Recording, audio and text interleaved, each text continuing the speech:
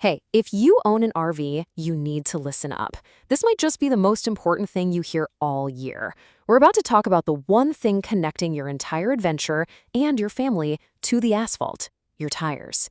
And there's a hidden danger here that most owners, well, they just don't see coming. Just look at that number for a second. 50%. That's not a guess, it's not a theory. It's a real-world finding, and frankly, it's pretty scary. Yep, you heard that right. The Recreational Vehicle Safety and Education Foundation went out and weighed thousands of RVs, just like yours, as they were heading out on trips. And they found that half of them were dangerously overloaded. And we're not talking by a few pounds. The average was over 900 pounds past the safety limit. That is a massive amount of stress on the tires. And this is what's really at stake. Don't take my word for it. This is a direct quote from safety experts. When you overload or underinflate a tire, you're essentially creating a ticking time bomb. Heat builds up, the inside of the tire starts to break down, and that can lead to a catastrophic blowout on the highway. So how does this even happen? How do so many people get it so wrong?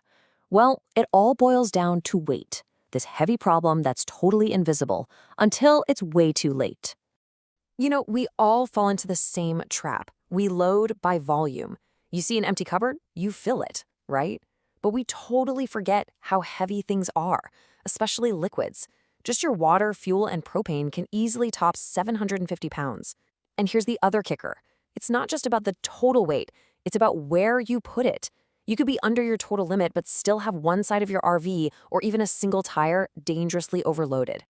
Okay, but here's the good news. The solution, the answer key, it's already on your RV.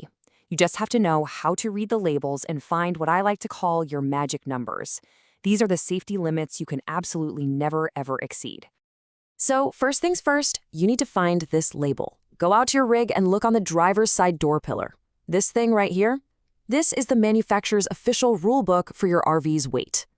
Now on that label, you're going to find a couple of really important acronyms. The first is GVWR, Gross Vehicle Weight Rating. Just think of that as the absolute drop-dead maximum your fully loaded RV is allowed to weigh, period. The second one is GAWR, Gross Axle Weight Rating. That's the max weight each axle can handle. And this one is so important because you can actually be under your total GVWR but still have one axle overloaded, which is just as dangerous. All right, next, you're going to look for this yellow sticker. This is your OCCC, or Occupant and Cargo Carrying Capacity. This is your day-to-day number. It's basically your budget. It tells you exactly how many pounds of people, pets, food, gear, and everything else you can safely pile in before you hit that big GVWR limit. And here's a huge mistake a lot of people make. You see it right there on the label. A full tank of fresh water counts as cargo.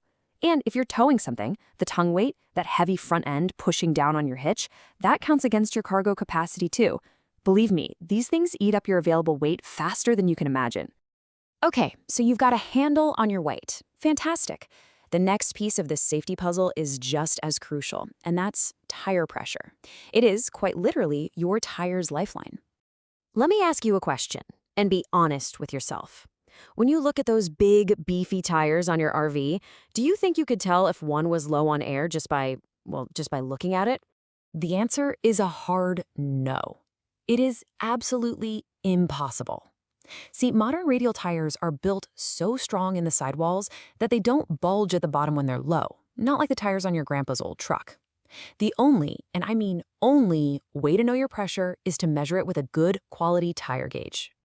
And there are a few golden rules for doing this right. First, always check the pressure when the tires are cold. That means your RV's been sitting still for at least 3 hours. Second, check them before every single trip and at least once a month. Third, as you drive, your tires get hot and the pressure goes up. That's normal. Never, ever let air out of a hot tire. And fourth, give some extra love to that inner tire on a dually setup. It's harder to get to, but it runs hotter and takes a lot of stress. So you've studied the labels, you've checked your pressures, you're doing great. But how do you know what your RV actually weighs when you've got it all loaded up for that big trip? Well, there's only one way to know for sure. You have to get it on a scale, and here's how you do it. First, load up your RV exactly like you're about to leave. I'm talking people, pets, Full tank of water, full tank of fuel, all your gear, everything. Then, find a certified public scale. Truck stops are great for this. And this part is critical. If you can, weigh each individual wheel position. That's the only way to know for sure if you've got a dangerous side-to-side imbalance. Now, I know this might seem a little complicated, but it all comes down to a really simple comparison. The number you get from the scale is your actual real-world weight. That's called the gross vehicle weight, or GVW. You take that number and you compare it to the maximum allowed weight, the GVWR, from that sticker on your door. If your number is bigger than their number, you're overloaded. It's as simple and as serious as that. All right, managing weight and pressure is what you do for every trip. But for long-term safety, you've also got to think about the overall health of your tires. And that means a little ongoing inspection and care. Before you pull out of the driveway every time, just do a quick walk around. What you want to see is a healthy tire with even tread wear. What you're on the lookout for are the red flags. Any cracks in the sidewalls, any weird bulges, scrapes, or odd-looking wear patterns. Any of those could be a sign of serious internal damage. And let's be honest, you can't see everything from the outside. That's why the experts say you should have a professional tire shop. Don't forget the spare. Inspect them at least once a year. They can take them right off the wheel and check for damage that's completely invisible to you and me. So, if you take one thing away about long-term care, let it be this. A tire's lifespan isn't just about its age or how much tread is left. A tire that's been run overloaded or underinflated or has hit a nasty curb could be a time bomb, even if it looks brand new. Condition is absolutely everything. So let's boil it all down into one simple can't-forget checklist before every trip. 1. Know your weight limits, your GVWR and your GAWR. 2.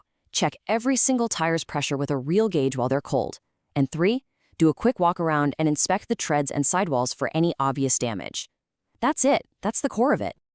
And that really brings us to the final thought here. You've invested so much time, money, and passion into your RV to build these incredible memories. The real question is, isn't it worth investing just 10 minutes before you roll out to protect all of that?